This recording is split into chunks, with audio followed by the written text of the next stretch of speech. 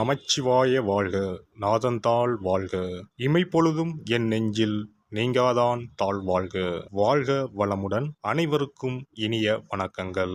அனைவருக்கும் இனிய புத்தாண்டு வாழ்த்துக்கள். 2026ஆம் ஆண்டு பிறக்க இன்னும் ஒரு சில நாட்களே உள்ளன. ஒரு வருடம் என்பது சாதாரண விஷயம் கிடையாது. 12 மாதங்களில் ஒருவரின் வாழ்க்கை மேலேயும் போகும், சரிந்து கீழேயும் போகும். 12 மாதங்களில் ஒருவரின் வாழ்க்கை தலைகீழாக கூட மாறும். அந்த வகையில் உங்கள் வாழ்க்கையில் என்ன மாதிரியான மாற்றங்கள் எல்லாம் நடக்கும், உங்களுக்கு எதில் ஏற்றம் ஏற்படும், எதில் சறுக்கல் ஏற்படும் என்று சற்று விரிவாக காண்போம். இந்த ஆண்டின் தொடக்கத்தில் கிரகநிலைகள் என எடுத்துக்கொண்டால், குடும்பஸ்தானத்தில் சந்திர பகவானும், சகோதரஸ்தானத்தில் குரு பகவானும், புத்திரஸ்தானத்தில் கேது பகவானும், பாக்கியஸ்தானத்தில் சூரியன், செவ்வாய், புதன், சுக்கிர பகவானும் உள்ளனர். லாபஸ்தானத்தில் ராகு பகவானும் சனி பகவானும் உள்ளனர். குரு பகவான் 5ஆம் பார்வையாக துலாம் ராசியையும், 7ஆம் பார்வையாக தனுசு ராசியையும், 9ஆம் பார்வையாக கும்பராசியையும் பார்வையிடுகிறார். சனி பகவான் 3ஆம் பார்வையாக மேசராசியையும், 7ஆம் பார்வையாக சிம்ம ராசியையும், 10ஆம் பார்வையாக விருச்சிக ராசியையும் பார்வையிடுகிறார்.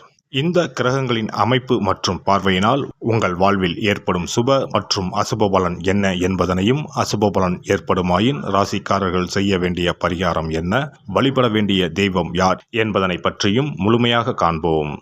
பிறக்கப் போகும் இந்த புது வருடம் உங்கள் வாழ்வில் வளமும் நலமும் செல்வ செழிப்பும் பெற்று வாழ்வில் உயரிய நிலையை அடைய எல்லாம் வல்ல எம்பெருமானை வேண்டி விரும்பி கேட்டுக்கொள்கிறேன். கனிவான பேச்சுக்கள் கொண்ட ரிஷபராசி அன்பர்களே, இந்த ஆண்டு மனதில் பலவிதமான சிந்தனைகளும் தோற்றப்பொழிவில் மாற்றமும் உண்டாகும். வாக்குறுதிகளை கொடுக்கும் பொழுது சிந்தித்து செயல்படவும். மனதில் எதிர்காலம் குறித்த சிந்தனைகள் மேம்படும்.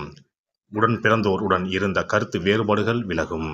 திடீர் விருந்தினர்கள் வருகையால் வீடு களைகட்டும். பயனற்ற பேச்சுக்களை தவிர்த்து கொள்ளவும். பிள்ளைகளின் எதிர்கால நலன் கருதி புதிய சேமிப்பில் ஈடுபடுவீர்கள். புதிய முயற்சிகளின் மூலம் முன்னேற்றமான சூழல் உண்டாகும். உறவினர்கள் வழியில் சில கருத்து வேறுபாடுகள் ஏற்பட்டாலும் சாதகமான சூழல் உண்டாகும். வாகன பயணங்களின் மூலம் புதுவிதமான அனுபவம் கிடைக்கும். ஆன்மீக விஷயத்தில் ஈடுபட்டு மன அமைதி பெறுவீர்கள். பூர்வீக சொத்துக்கள் மூலம் நன்மையான பலன்கள் உண்டாகும். உத்தியோகஸ்தர்களை பொறுத்தவரை இந்த ஆண்டு உத்தியோக வாய்ப்புகள் சாதகமாக அமையும். போட்டித் தேர்வுகளில் சற்று விவேகத்துடன் செயல்படவும். உயர் அதிகாரிகளின் மூலம் ஆதரவான சூழல் உண்டாகும். சிக்கனமாக செயல்பட்டு சேமிப்பை மேம்படுத்துவீர்கள். தடைப்பட்டு இருந்த கடன் உதவிகள் கிடைக்கும். சக ஊழியர்களிடம் பணி நிமித்தமான விஷயங்கள் மற்றும் செயல்பாடுகளை பகிர்ந்து கொள்வதை தவிர்க்கவும். வியாபாரிகளை பொறுத்தவரை இந்த ஆண்டு தொழிலில் நல்ல முன்னேற்றம் இருக்கும். சுயதொழில் செய்வோருக்கு எடுக்கும் முயற்சிகள் கை கொடுக்கும். கொடுக்கல் வாங்கலில் சூழ்நிலை அறிந்து செயல்படவும். வர்த்தக பணிகளில் புதிய முதலீடுகளில் சிந்தித்து செயல்படவும். பிறமொழி மக்களின் ஒத்துழைப்புகள் கிடைக்கும். தொழிலில் சில நேரங்களில் தேக்க நிலை காணப்படும். பெண்களை பொறுத்தவரை இந்த ஆண்டு திருமண வயதில் உள்ள பெண்களுக்கு நல்ல வரன்கள் அமையும். தந்தை வழி உறவினரிடம் பொறுமையை கடைபிடிக்கவும். குழந்தைகளிடம் அனுசரித்து செல்லவும். புதுவிதமான தொழில்நுட்ப உதவிகளின் மூலம் அனுகூலமான பலன்கள் உண்டாகும். ஆரோக்கிய செயல்களில் கவனம் வேண்டும். சொத்து பாகப்பிரிவினை சம்பந்தப்பட்ட விவகாரங்கள் உங்களுக்கு சாதகமாகும். உத்தியோகத்திற்கு செல்லும் பெண்களுக்கு ஊதிய உயர்வு மற்றும் பதவி உயர்வுக்கான வாய்ப்புகள் அமையும். அரசியல்வாதிகளை பொறுத்தவரை இந்த ஆண்டு மக்கள் மத்தியில் செல்வாக்கு அதிகரிக்கும். தொண்டர்களின் எண்ணங்களை புரிந்து கொள்வீர்கள்.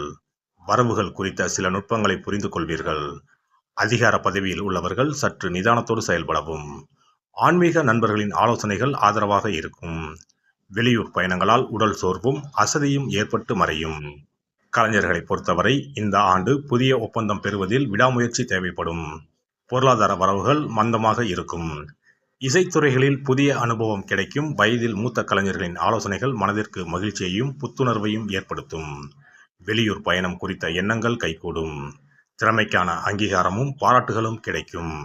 மாணவர்களை பொறுத்தவரை கல்வியில் சற்று விழிப்புணர்வுடன் செயல்படவும். பொழுதுபோக்கு சார்ந்த விஷயங்களில் ஆர்வம் அதிகரிக்கும். புதிய தொழில்நுட்பம் சார்ந்த கருவிகள் மற்றும் அதன் பயன்பாடுகளில் கவனம் வேண்டும். உணவு சார்ந்த செயல்களில் சற்று கவனத்துடன் செயல்படவும். நண்பர்களிடம் சூழ்நிலை அறிந்து செயல்படவும். இந்த வருட கிரக அமைப்புகள் அடிப்படையில் ரிஷபராசி அன்பர்களுக்கு வரவுகள் குறித்த சிந்தனைகள் மேம்படும். புதிய முயற்சிகளில் இருந்த தடைகள் மறையும். சனிக்கிழமை தோறும் ஆஞ்சநேயரை வழிபாடு செய்து வர மனதளவில் புதிய தன்னம்பிக்கை பிறக்கும். தொழில் சார்ந்த துறைகளில் முன்னேற்றம் உண்டாகும். சிறப்பு தொகுப்பு. புத்தாண்டு அன்று செல்வம் பெருக நாம் என்ன செய்ய வேண்டும் என்பதனை பற்றி காண்போம்.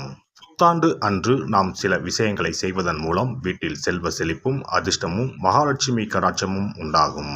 ஆகையால் புத்தாண்டு அன்று அதிர்ஷ்டம் தரக்கூடிய வகையில் சில விஷயங்களை கட்டாயம் செய்ய வேண்டும்.